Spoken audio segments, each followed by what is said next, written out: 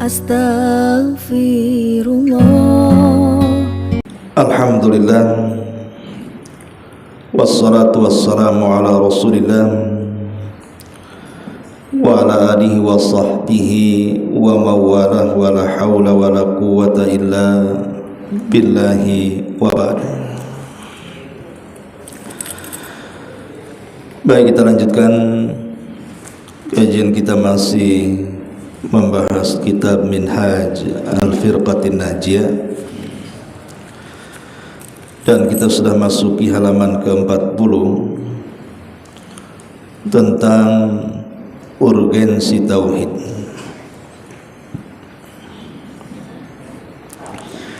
Ma'asyiral muslimat yang dimuliakan Allah Subhanahu wa taala, manusia diciptakan, saya, ibu atau siapapun, ada tujuan penciptaannya. Begitu juga langit dan bumi dan seluruh alam semesta bersama makhluk-makhluknya, semua ada tujuan diciptakannya. Termasuk juga diutusnya para nabi dan rasul, diturunkannya kitab-kitab, serta diciptakannya alam akhirat. Itu semua ada tujuannya. Lah tujuannya adalah dari penciptaan itu semuanya dalam rangka mentauhidkan Allah Subhanahu wa taala. Makanya Imam Ibnul Qayyim rahimahullahu ta'ala ketika memberikan catatan terhadap urgensi tauhid, beliau mengatakan kalimatan qamat bihal ardu was samawatu wa khuliqat li ajliha jami'ul makhluqati wa biha arsalallahu rusulahu wa anzala kutub syara'i'ahu wa li ajliha nusibatil mawazin wa wudi'atid dawawin wa qama suqul jannati wan nar wa hiyal haqqul ladzi khuliqat lahul khaliqa wa anha wa an huquqiha as-su'al wal hisab. Kata Imam Ibnul Qayyim rahimahullahu ta'ala, tauhid atau kalimat la ilaha illallah adalah sebuah kalimat yang dengan kalimat itu langit dan bumi bisa tegak, yang dengan kalimat itu seluruh makhluk-makhluk Allah Subhanahu wa taala diciptakannya, yang dengan kalimat itu Allah mengutus para utusannya dan menurunkan kitab-kitabnya dan mensyariatkan syariat-syariatnya. Dengan sebab itu pula maksudnya tauhid, ditancapkan timbangan-timbangan, diletakkan lembaran-lembaran dan tegaknya pasar surga dan neraka, karena dia adalah kalimat kebenaran yang dengannya diciptakan semua makhluk, dan karenanya dan karena hak-hak tauhid kelak ada soalan dan hisab di hadapan Allah Subhanahu wa taala. Dari kata-kata Imam Ibnul Qayyim rahimahullahu taala ini, Bu, sudah terang dan tegas bagi kita tentang pentingnya tauhid. Karena itu tujuan diciptakannya alam semesta dan tujuan diciptakannya kita semua. Makanya Allah Subhanahu wa taala mengatakan, wa ma khalaqtul jinna wal insa illa liya'budun. Tidaklah kami ciptakan jin dan manusia kecuali tujuannya hanya untuk mentauhidkan Allah Subhanahu wa taala. Lah dalam kitab ini pengarang ingin menjelaskan betapa luar biasanya tauhid, di mata kita kaum muslimin. Pertama, kata beliau, sesungguhnya Allah Subhanahu wa taala menciptakan segenap alam agar mereka menyembah Allah Subhanahu wa taala. Termasuk Allah mengutus para rasul untuk menyeru semua manusia agar mengesahkan Allah juga. Bahkan Al-Quran Al-Karim dalam banyak suratnya menekankan tentang arti pentingnya tauhid, bahkan menjelaskan bahaya lawan daripada tauhid kesyirikan kepada manusia. Saking pentingnya tauhid ini sampai Allah Subhanahu wa taala menjadikan tujuan penciptaan seluruh makhluknya, tujuan diutus para nabinya, tujuan diturunkan kitab-kitabnya, tujuan diciptakan akhirat dan segala macam peristiwanya. Kalau ini bukan sesuatu yang penting, maka mana lagi yang lebih penting dibandingkan tauhid? Ini yang pertama. Yang kedua, semua para rasul memulai dakwahnya, maksudnya mengajak umatnya untuk mentauhidkan Allah Subhanahu wa taala sejak zaman Nabi Adam sampai Nabi kita Muhammad sallallahu alaihi wasallam. Karena tidaklah Allah Subhanahu wa taala mengutus pada tiap-tiap umat ini seorang utusan, melainkan mereka ditugaskan untuk menyeru umatnya esahkan Allah, tauhidkan Allah, dan jauhi sesembahan selain daripada Allah Subhanahu wa taala. Sebagaimana Allah mengatakan, walaqad ba'atsna fi kulli ummatir rasulan an i'budullaha wajtanibut taghut. Tidaklah kami utus pada tiap-tiap umat ini seorang utusan, kecuali utusan ini mengajak umatnya an i'budullah, agar mereka menyembah Allah, mentauhidkan Allah, mengesahkan Allah, wajtanibu taghut, dan menjauhi sesembahan selain daripada taghut. Dan juga firman-Nya sebagaimana dicantumkan dalam kitab ini, wa ma arsalna min qablika min rasulin illa nuhi ilaihi annahu la ilaha illa ana fa'budun. Dan kami tidak mengutus seorang rasul pun sebelum kamu, melainkan kami wahyukan kepadanya bahwasanya tidak ada sesembahan yang berhak kecuali aku, maka sembahlah diriku. Dari sini kita tahu bahwa semua para nabi, semua para rasul, tidak ada dakwah mereka kecuali mengajak umatnya untuk mentauhidkan Allah. Maka tauhid itu adalah prioritas utama dalam berdakwah. Sebelum mendakwahkan yang lainnya, dakwahkan dulu tauhid. Makanya nasihat Luqman Al-Hakim sebagaimana disyaratkan dalam surah Luqman, bagaimana Luqman menanamkan tauhid kepada keluarganya, di mana Luqmanul Hakim mengatakan kepada anaknya, ya bunayya la tusyrik billahi innasyirka la dzulmun adzim. Wahai putraku, kata Luqman, jangan sekutukan Allah, artinya esahkan Allah, karena kesyirikan itu kezaliman yang sangat besar. Lihat bagaimana Luqman memberikan contoh kepada kita bahwa yang pertama diajarkan kepada keluarga kita adalah tauhid. Makanya Nabi Ibrahim alaihi salatu wassalam bagaimana dengan lembutnya menasihati ayahandanya, ya abati lima ta'bud ma la yasma wa la yubsir wa la yughni anka syai'a. Wahai ayahku, kata Ibrahim, kenapa engkau menyembah Tuhan bahkan dia tidak bisa mendengar, dia tidak bisa melihat, bahkan tidak bisa memberikan kecukupan kepadamu? Jadi semua para nabi dan rasul berusaha untuk mendakwahkan pertama kali keluarganya ke dalam tauhid, kemudian mengajak umatnya ke dalam tauhid. Maka kita juga harus sama. Tanamkan tauhid ini untuk diri kita pribadi, kemudian tularkan kepada keluarga, tetangga dan teman-teman yang mungkin bisa kita dakwahi.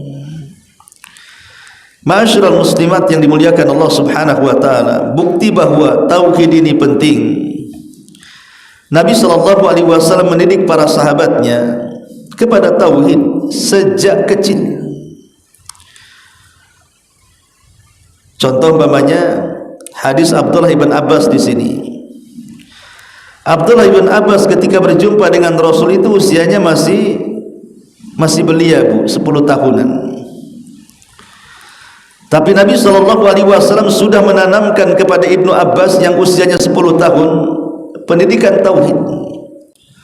Apa kata Nabi SAW di sini? Idza sa'alta fas'alillaha wa idza sta'anta fasta'in billah. Wahai Ibnu Abbas, bila kamu meminta, mintalah langsung kepada Allah. Dan bila kamu memohon pertolongan, mohonlah pertolongan langsung kepada Allah. Lihat bagaimana Rasul menanamkan nilai-nilai tauhid kepada Ibnu Abbas. Jangan meminta kepada selain Allah. Jangan percaya dengan dukun-dukun, tangkal-tangkal, jimat-jimat, atau datang ke kuburan para wali meminta-minta, atau ke tempat-tempat keramat yang diyakini kekeramatannya. Nabi SAW dengan tegas mengajarkan Ibnu Abbas, kalau kau minta sesuatu langsung kepada Allah. Kenapa? Karena hanya Allah yang bisa mengabulkan setiap permintaan kita. Selain Allah tidak akan sanggup mengabulkan permintaan kita.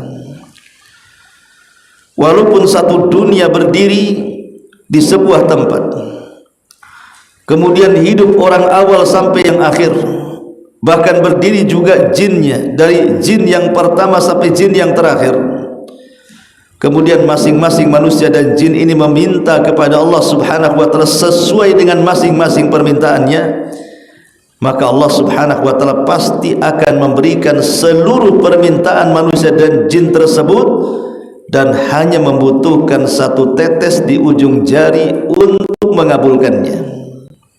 Karena Allah itu kaya. Kekayaan yang diberikan kepada manusia, yang menjadi kebanggaan rebutan manusia, itu hanya setetes di ujung jari, hanya setetes di ujung jarum yang dicelupkan ke air lautan. Kekayaan itu seluas samudra. Itulah kekayaan Allah. Sementara yang diberikan itu hanya setetes di ujung jarum. Itulah kekayaan yang diperebutkan manusia di dunia. Ma'asyiral muslimat yang dimuliakan Allah Subhanahu wa ta'ala. Yang ketiga, Nabi SAW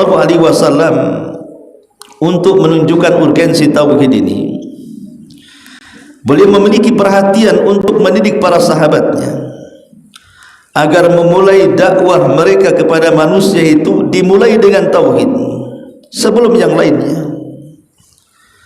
Contohnya adalah ketika Nabi SAW mengutus Mu'adz ke Yaman, Mu'adz bin Jabal radhiyallahu anhu ke negeri Yaman.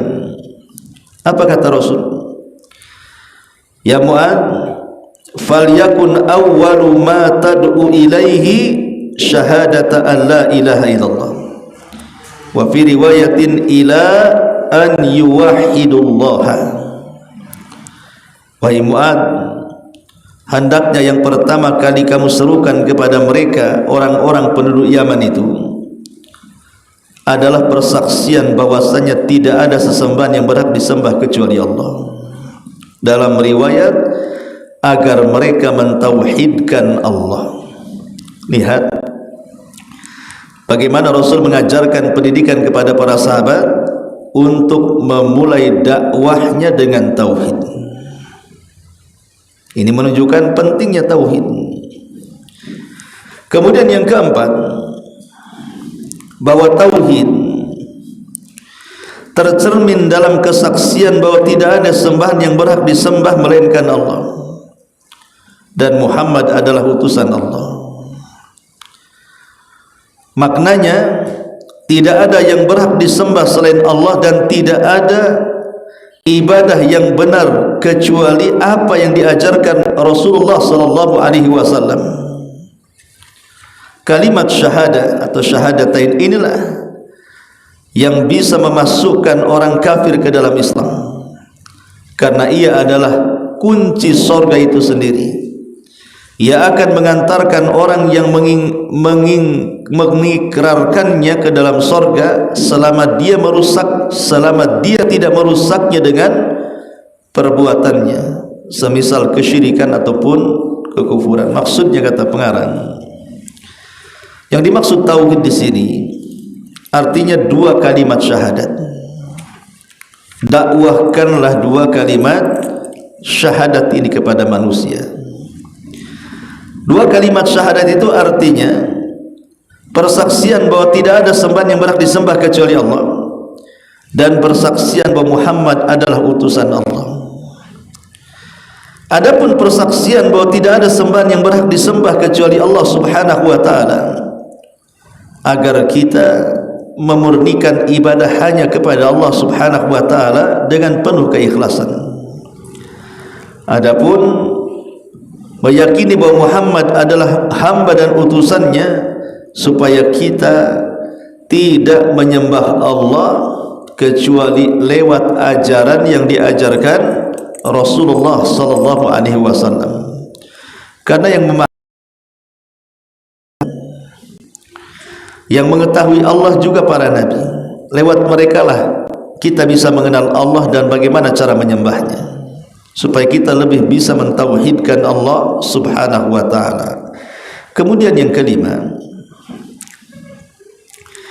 orang-orang kafir Quraisy bahkan pernah menawarkan kepada Rasul kekuasaan, harta benda, istri, dan lain-lainnya dari kesenangan dunia, tetapi dengan syarat beliau meninggalkan dakwah tauhid, tidak lagi menyerang berhala-berhala.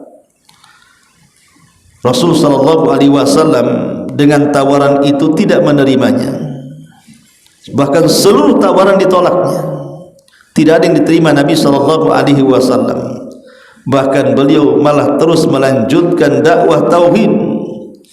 Maka tidak mengherankan dengan sikap tegas itu beliau bersama segenap para sahabatnya menghadapi banyak gangguan dan siksaan dalam perjuangan dakwah, sampai datang pertolongan Allah dengan kemenangan dakwah tauhid setelah berlalunya masa 13 tahun.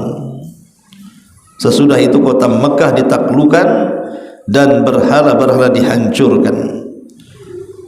Maka beliau pun kemudian membacakan ayat, wa qul ja'al haq wa zahaqal batil innal batila kana zahuqa.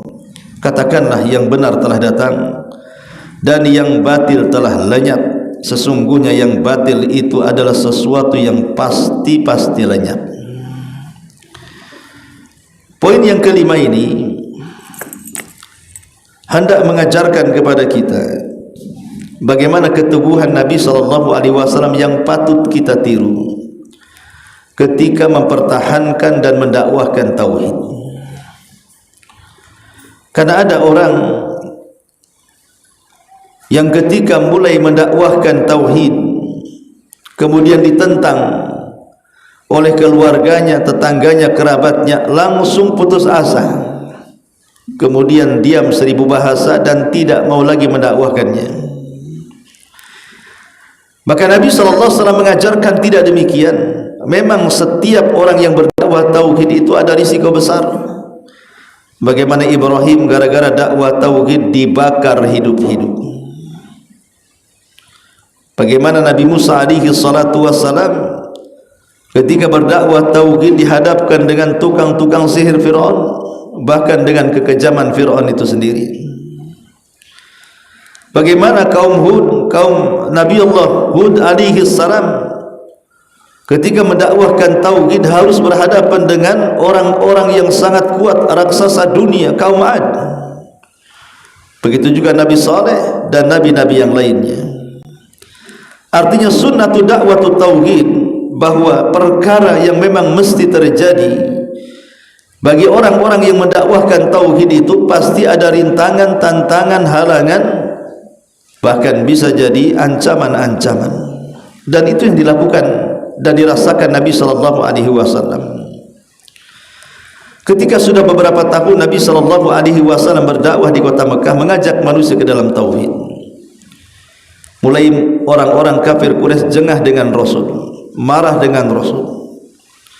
Dengan berbagai macam upaya orang-orang musyrik mendekati Rasul agar Rasul berhenti dari dakwah tauhid. Bahkan sampai kepada menjanjikan memberikan kepada Rasul tentang nikmatnya kehidupan dunia, di mana Rasul dikatakan, ya Muhammad, in kunta turidu malan jama'na min amwalina takun aghnan nas. Wahai Muhammad, kalau engkau ingin harta, kami kumpulkan harta-harta kami, kau jadi orang yang paling kaya, asal hentikan dakwahmu. Ya Muhammad, in kunta turidu malikan malaknaka iyak takun indana malikan. Ya Muhammad, kalau engkau ingin jadi raja, jadi penguasa, kami jadikan kau raja dan penguasa kami. Bahkan kau menjadi penguasa tertinggi di sisi kami. Tapi tolong hentikan dakwah tauhid. Ya Muhammad, wa in kunta turidu nisaan jawaznak bi ajmali fatati Quraisy. Kalau memang engkau ingin wanita yang cantik, kami carikan wanita tercantik di Mekah ini, kami akan nikahkan dia dengan kamu, tinggal pilih. Atau kalau engkau memang gila, ada sakit, kami carikan tabibnya. Jadi tawaran demi tawaran yang menggiurkan kepada Rasul, mulai dari pangkat, jabatan, kepemimpinan, kekayaan, kenikmatan, syahwat wanita dan lain sebagainya. Inilah yang dicari manusia, kan Bu? Yang dicari manusia itu kan ini. Kalau tidak pangkat jabatan, ya kekayaan. Kalau tidak kekayaan, ya syahwat pasangan, ya. Artinya bahwa seluruh kenikmatan dunia itu disodorkan kepada Nabi sallallahu alaihi wasallam. Engkau bisa menjadi orang kaya, engkau bisa menjadi pejabat, engkau bisa menikahi wanita-wanita cantik, asal satu, tinggalkan dakwahmu, jangan celak lagi berhala kami. Tapi Nabi sallallahu alaihi wasallam mengajarkan kepada kita istiqamah di atas tauhid dan mengatakan sesuatu yang membuat orang-orang Quraisy itu terkaget-kaget. Karena balasan Nabi SAW tidak tergiur dengan perkara-perkara dunia. Nabi tetap mendakwahkan dakwah tauhid sehingga menjadi marah dan emosi orang-orang Quraisy ini. Tapi dari sini kita tahu bahwa bagaimana keteguhan Nabi SAW membuahkan hasil. Sampai pada waktunya dakwahnya menyebar, bukan hanya di Madinah, bahkan di tempat kelahirannya Mekah, sampai akhirnya Allah tampakkan kemenangan dakwah tauhid dengan dihancurkannya berhala-berhala di Mekah dan dikuasainya tanah Mekah atau disebut dengan Fathu Makkah. Ini yang kelima dan yang terakhir.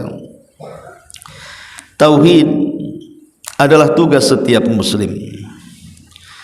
Dalam hidupnya, seorang muslim memulai hidupnya dengan tauhid dan juga meninggalkan hidup ini pula dengan tauhid. Tugasnya di dalam hidupnya adalah berdakwah dan menegakkan tauhid, karena tauhid mempersatukan orang-orang beriman dan menghimpun mereka dalam satu wadah kalimat tauhid. Kita memohon kepada Allah semoga menjadikan kalimat tauhid sebagai akhir dari ucapan kita di dunia, serta mempersatukan umat Islam dalam satu wadah kalimat tauhid. Pengarang ingin menasihati kepada kita bahwa manusia, terutama seorang muslim, haruslah hidup dari lahir di atas tauhid, kemudian meninggal pun harus di atas tauhid, dan selama hidup pun harus menyebarkan tauhid dan menyatukan umat pun di atas tauhid. Itulah tujuan kita ini. Mulai dari kita hidup mentauhidkan Allah, kita mati mentauhidkan Allah, dalam hidup kita mendakwahkan tauhid kepada Allah, dan di akhirat kita akan mendapatkan hasil dari dakwah tauhid itu sendiri. Ma'asyiral muslimat yang dimuliakan Allah Subhanahu wa taala, tapi kenyataannya di masyarakat karena mereka mungkin tidak mengaji, jarang hadir di majelis ilmu, ya. Kadang-kadang lihat bagaimana tertipunya sebagian orang dengan dunia perdukunan. Datang ke dukun, pengen istrinya hamil, akhirnya malah diperkosa dukunnya dengan nama ritual kehamilan. Padahal yang didatangi dukun cabul. Ada orang yang minta pangkat dan jabatan, datang ke dukun dengan mahar yang tinggi, berakhir dapat jabatan tidak dapat, pangkat juga tidak diraih, uang juga raib di gondol dukun. Ada orang yang yakin bahwa ada orang yang bisa menggandakan uang, akhirnya rame-ramelah datang kepada orang yang bisa menggandakan uang. Itu sebenarnya kesannya malas. Orang ini kan malas, Bu, nggak mau kerja, sehingga dia nyari jalan pintas tapi tak pantas. Datang ke dukun minta digandakan uang. Uang dukunnya berganda, uang dia pula tak berganda-ganda. Karena penipuan. Lah ini kenapa sampai terjadi seperti ini? Orang masih gandrung dengan jimat dan tangkal, yakin dengan kuburan-kuburan. Lah ini karena dangkalnya tauhid. Sekali lagi, harusnya orang hidup itu hidup karena tauhid, mati karena tauhid. Dalam perjalanan hidup juga harus mendakwahkan tauhid, sehingga kita betul-betul mampu menyatukan kalimat kaum muslimin di atas wadah tauhid. Ma'asyiral muslimat yang dimuliakan Allah Subhanahu wa taala, ini diantara urgensi daripada tauhid itu sendiri. Kemudian selanjutnya yang ke-43, keutamaan tauhid. Apa saja keutamaan orang yang mentauhidkan Allah Subhanahu wa taala? Disebutkan di dalam surah Al-An'am di sini 82. Alladzina amanu wa lam yalbisu imanahum bidzulmin ulaika lahumul amnu wa hum muhtadun. Orang-orang yang beriman, artinya mentauhidkan Allah dan tidak mencampurkan iman atau tauhid mereka dengan kezaliman alias kesyirikan, mereka itulah orang-orang yang dapat keamanan, aman di dunia dan akhirat, dan mereka adalah orang-orang yang mendapatkan petunjuk. Orang yang bertauhid tidak mungkin sesat, karena Allah akan memberikan petunjuk ke jalan yang hak. Abdullah bin Mas'ud meriwayatkan, ketika ayat ini turun, banyak umat Islam yang merasa sedih dan berat. Mereka berkata kepada Rasul, Rasul, siapa di antara kita yang tidak berlaku zalim terhadap dirinya?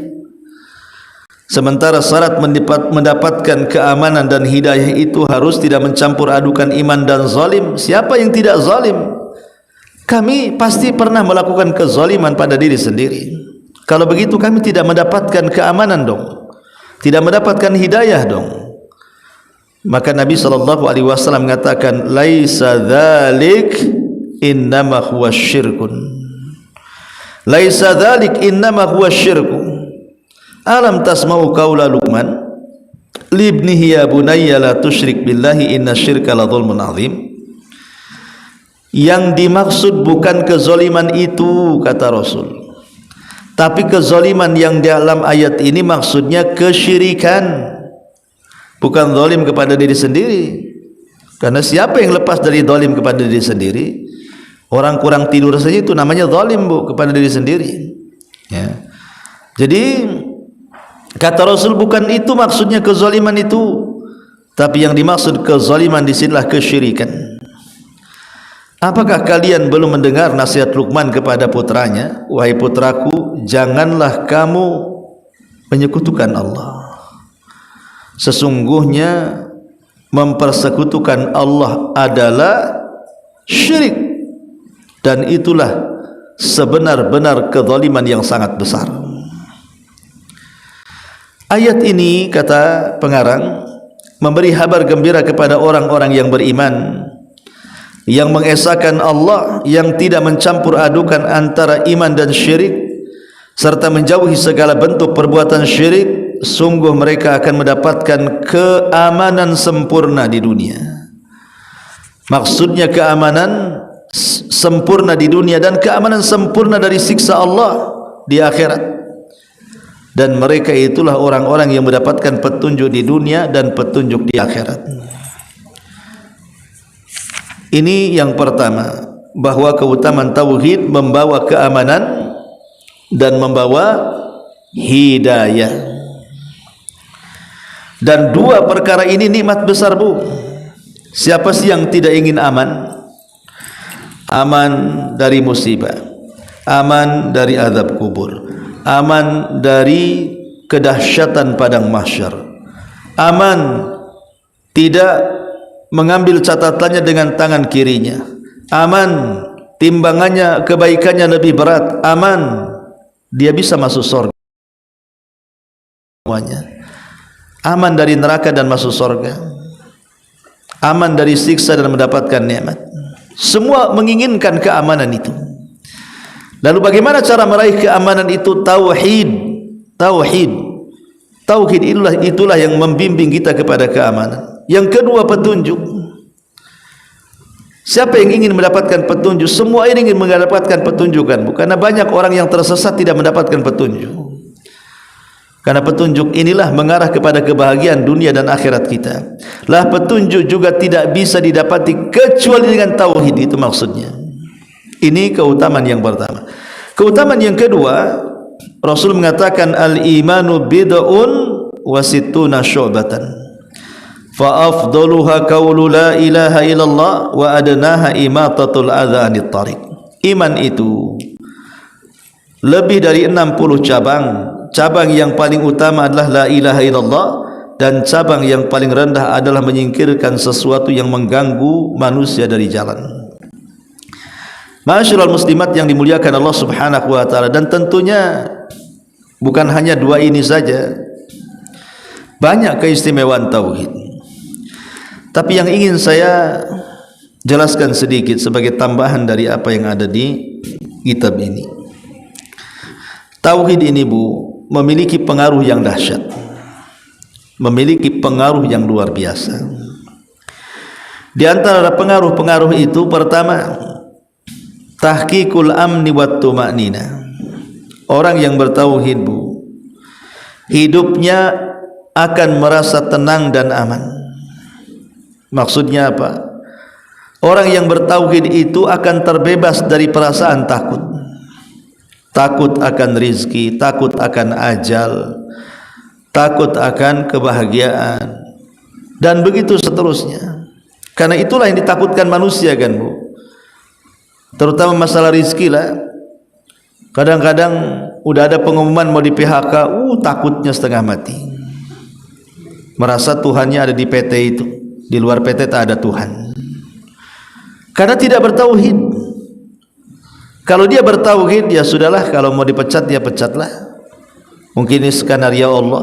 Allah mau memberikan saya yang terbaik, karena rizki Allah tidak hanya di sini, dunia ini semua rizki Allah. Tenang hidupnya, tidak kepikiran, pasrah hidupnya, ya sudahlah, mungkin ini sudah takdirnya, kehendak Allah. Enak orang yang bertauhid itu.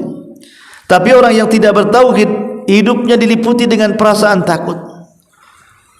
Takut tentang bagaimana masa depannya, bagaimana usahanya, bagaimana anak-anaknya, bagaimana keluarganya, bagaimana keberlangsungan bisnisnya, dan begitu seterusnya.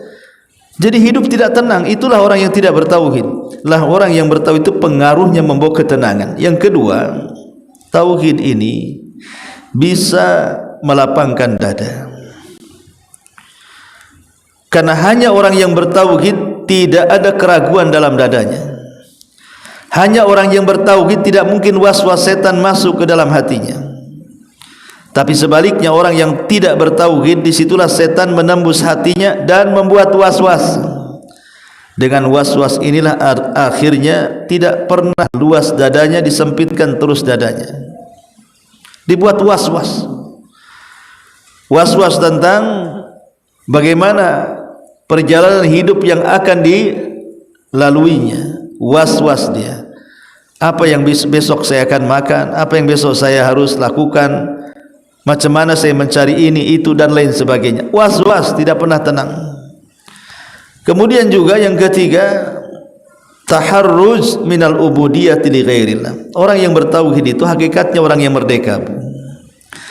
Tapi orang yang tidak mentauhidkan Allah hakikatnya budak. Budak berhala, budak hawa nafsu, budak harta.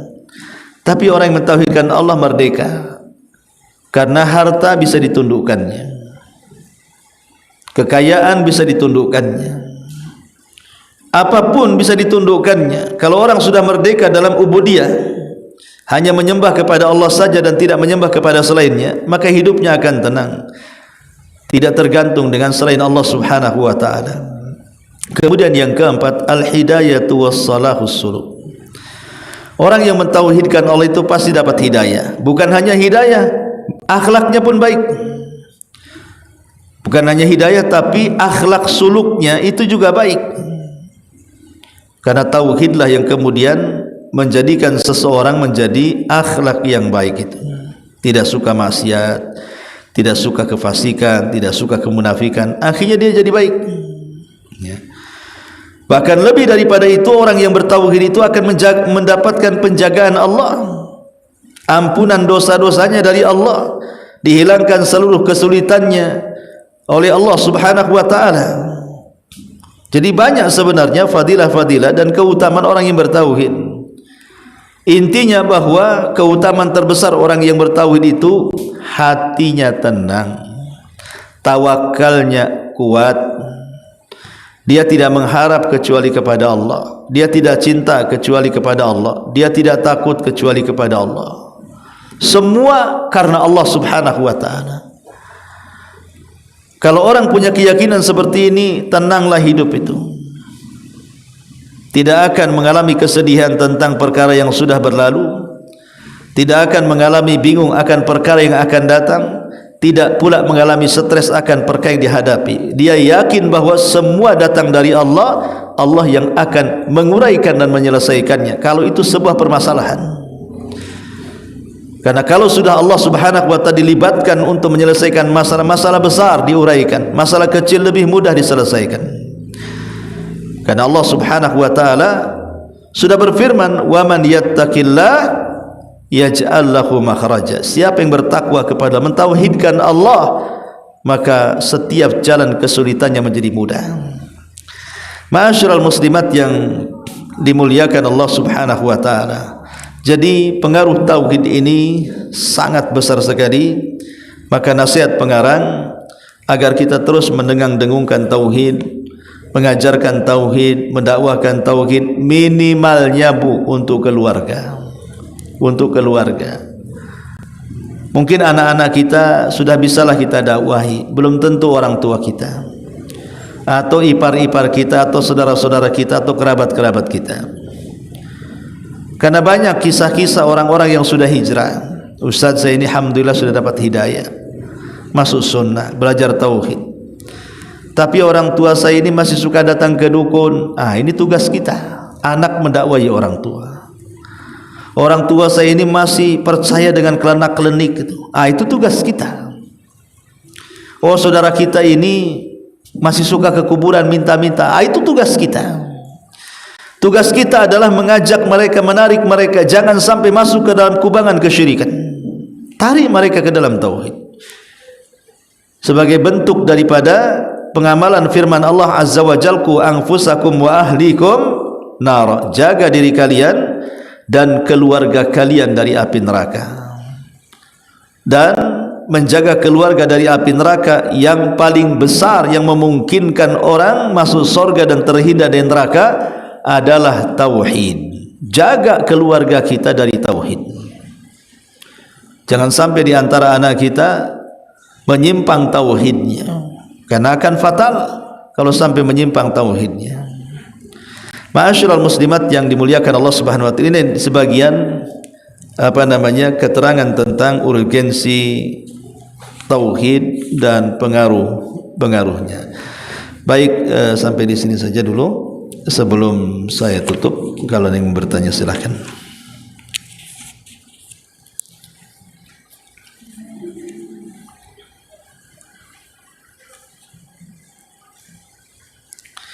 Tidak ada. Alhamdulillah. Berarti kajian sudah diliburkan, Bu ya? Masih ada satu pertemuan lagi atau libur? Nanti baru mau dibahas Ustaz. Karena sejak depan kan tanggal merah nggak sebut. Nanti ada kegiatan juga. Sepertinya libur. Berarti ini kajian terakhir ya? Iya. Berarti nanti ketemunya setelah Idul Fitri ya. Ramadan nggak ada kajian kan? Belum dibicarakan. Ya udah, kita tunggu saja. Nggak apa-apa. Ya mungkin minggu pertama Ramadan tidak apa-apa, libur dulu. Kalau memang ada niat untuk buat kajian bulan Ramadan, mungkin setelah lewat seminggu Ramadan. Baik, itu saja. Subhanaka bihamdika asyhadu an la ilaha illa anta astaghfiruka wa atubu ilaik. Allahu taala alam. Assalamualaikum warahmatullahi wabarakatuh.